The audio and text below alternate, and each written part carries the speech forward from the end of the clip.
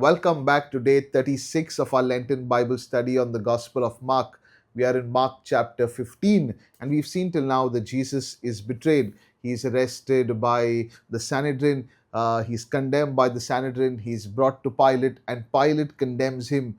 And we closed yesterday with verse 15. So Pilate, wishing to satisfy the crowd, released Barabbas for them, and after flogging Jesus, he handed him over to be crucified. Here, the text just in one simple word says Jesus was flogged or Jesus was scourged and then sent to be crucified. But we know that the scourging was absolutely brutal and it was agonizing. If we've seen the movies, The Passion of Christ, we've seen what the scourging really is an absolute, it is horror. You couldn't recognize the person sometimes after the scourging. And the reason that not much is mentioned because the depth of that event cannot be captured in words.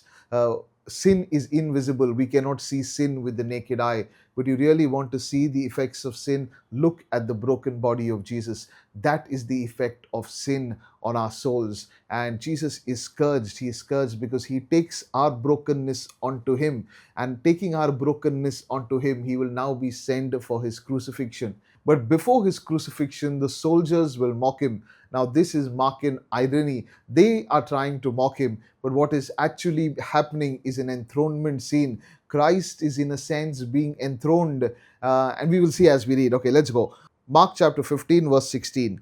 Then the soldiers led him into the courtyard of the palace, that is the governor's headquarters, and they called together the whole cohort.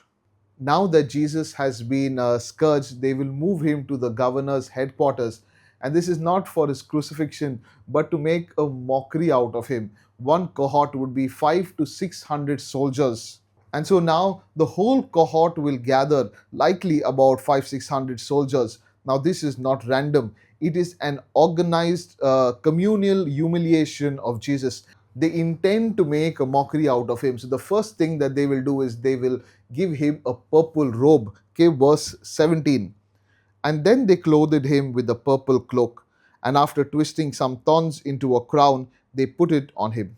Now, purple was not any casual shade that they had. It was difficult to get purple, and so purple was only worn by royalty. In fact, the purple dye was so expensive to make that it could not be worn by any ordinary person.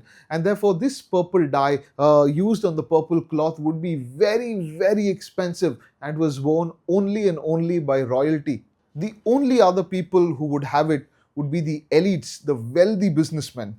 Therefore, it carried symbolic weight. We will see the rich man in Luke 16. He dresses in purple. Why? Because it signifies status, it signifies privilege. Also, it will signify glory and power. Another group of people wore purple, and that was the priest.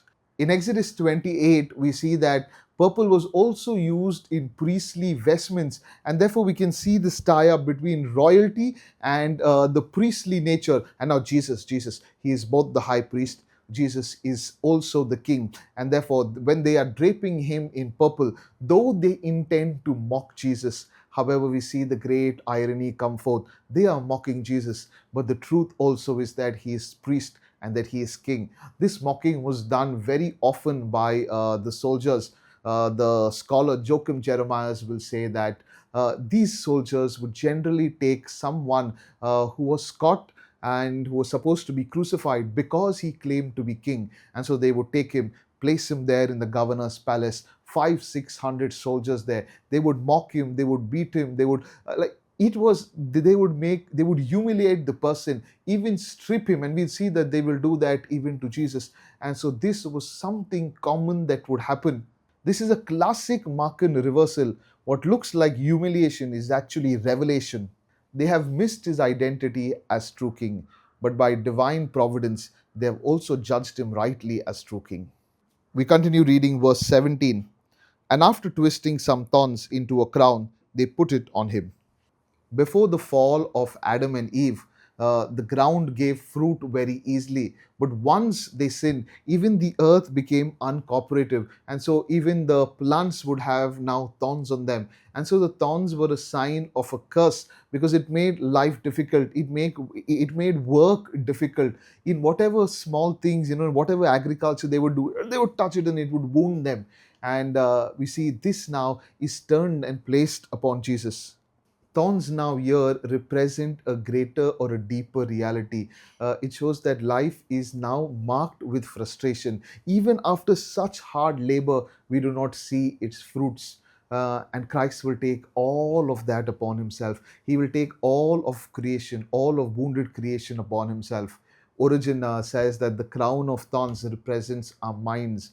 Our minds are stressed, they are anxious, they are filled with pain, they're filled with confusion. And the Lord will even take our anxieties, will even take our fears. The Lord will even take our pain, our confusion upon himself, upon the cross, so that he may redeem it. We see Christ is not just interested in that we don't sin, but he's interested in the total restoration of the human being. He wants us to live glorious, complete, full lives. He wants for us the fullness of life, and therefore he will take everything upon himself. Okay, let's read ahead. Verse number 18.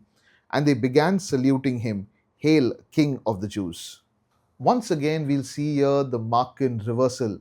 The world's view is that he is a false king, and so they are publicly humiliating him. This is because they are now shouting, "Hail, King of the Jews." This is a mockery, because they would say, "Hail, Caesar." And now this one is going to be crucified. This one is already scourged. This person, Jesus, standing here, they don't know who he is. For them, he is just another criminal. And so they are mocking him. They are stripping him of his dignity. They are humiliating him, saying, "You think you are the real king." And they'll mock and they will bow and they will say, "Hail, King of the Jews." How little do they know the words that they say are truer than they can imagine. The tragedy is this: they are closest to the truth in their words, but they are further away from the truth in their hearts. Their words will say, "Hail, King of the Jews," right words, but their actions, their hearts will be far away from the truth. Sometimes this is our story. We know the scripture, we know what is right. If someone else would come and ask us what is the right course of action, we will give them a whole thesis on how they are supposed to live and what is the right thing to do. But when we have to do it, we know the truth, but our hearts are far away from the truth. And then we give the excuse that we are merely human. Note the fact that we are merely human, or the most famous line that goes, people keep saying it: "What to do, Father? I am willing, the soul is willing, but the body is weak." When we say this, this is a warning. The soul is willing, the body is weak. Keep on guard. Be there. Be ready to defend your body against sin, to defend your mind against sin. Why? Because the devil will come, and then we will, like these soldiers, say with our words, "Jesus, you are the king," but in our actions, we will deny his kingship. Okay, let's read ahead. Verse number 19. They struck his head with the reed, spat upon him, knelt down in homage to him. Now, a king was generally given a scepter, and that scepter meant that the king had authority, he had power, he could rule. What people said, what he said, the people would do. And the Bible verse says that the scepter shall not pass from Judah, means the authority would not pass from Judah. And so Jesus should have been given a scepter, but he is given a reed. If the scepter shows kingship, the reed is a symbol of absolute weakness. In Matthew, they say they place it in his hand, but here they also use it to strike him. Now, the reason that they give him a reed is because a reed is brittle and it breaks, and they are mocking him by saying, "This is your power." It's not a scepter, it's a small reed. Now, Jesus had all the power in the world, but this is true love, that he has the power to destroy, but he will not. He has the power to conquer them, but he will not. He will love, and true power is in love. You see, they are mocking Jesus because Jesus does not fit their idea of a king. And what luck that Jesus does not fit their idea of a king. What luck Jesus does not fit our idea of a king. Because had Jesus fit the Jewish idea of the Messiah, had Jesus fit the Roman idea of an emperor, had Jesus fit our idea of what a king is, he would not be able to save us. Jesus is able to save because his idea of messiahship is very different from our idea. Therefore, when we place our ideas before the Lord, sometimes we want Jesus to be for us who we think he should be. What luck he is not. Because he is not, he is able to save us. Verse 19 continued. They struck his head with a reed, spat upon him, knelt down, and paid homage to him. To spit on someone back then and even now is one of the deepest form of insults.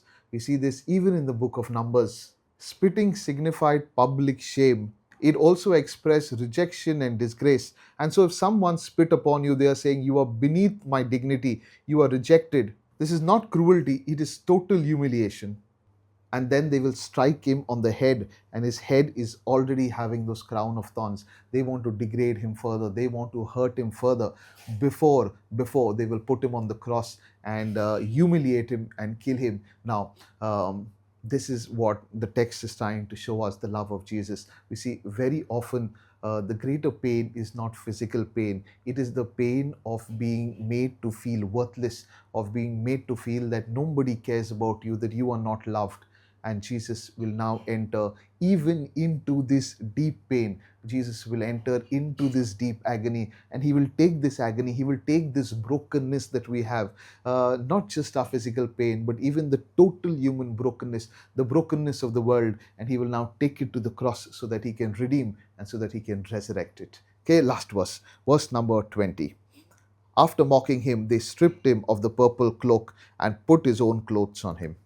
The purple cloak has been removed, his cloak has been put on him. Now the mocking has come to an end, and they will move towards the crucifixion. Okay, that we shall see tomorrow. But before that, just a quick recap of what we have seen. We've seen that the when Jesus is scourged, his body represents to us how our souls look, or rather, his scourged body, his broken body represents to us what our souls look before they have encountered Jesus. Sometimes we put on the purple robe ourselves. Why? Because our souls are so mutilated that they've lost their true identity before God, and we need to begin living a lie. In fact, so many of the things we do is to hide who we really are.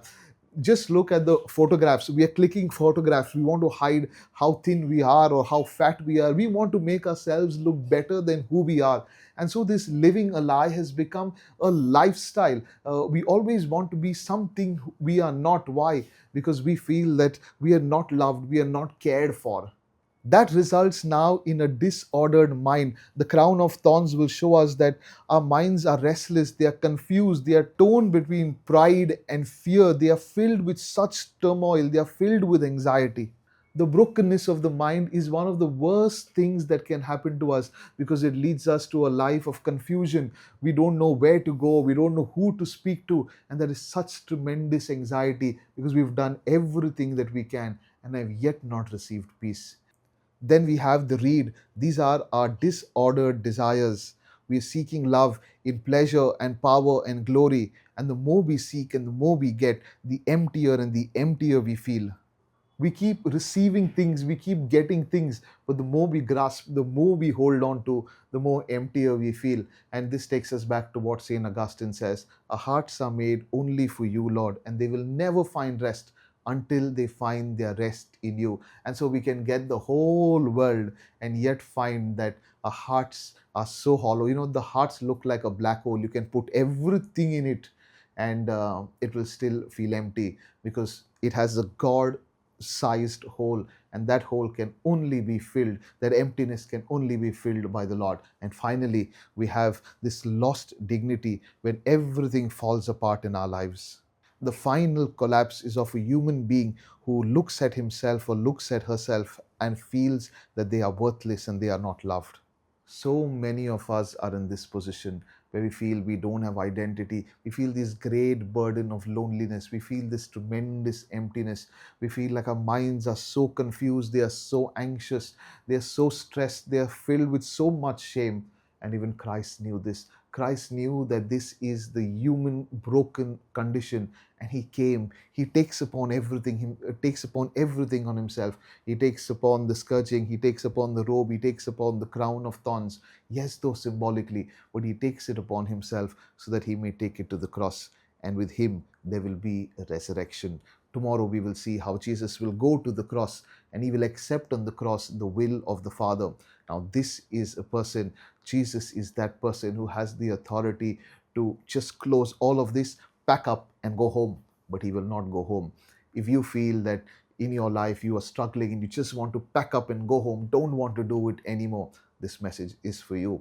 That Jesus is with you. He knows what you go through. He is walking with you. He loves you, and he will take you through the cross to the resurrection. Okay, until we see each other again tomorrow, please continue reading Mark chapter 15. We are going a little slowly because we really want to enjoy the depths of the Father's love for us, of Jesus's love for us. And so tomorrow, please continue reading Mark chapter 15.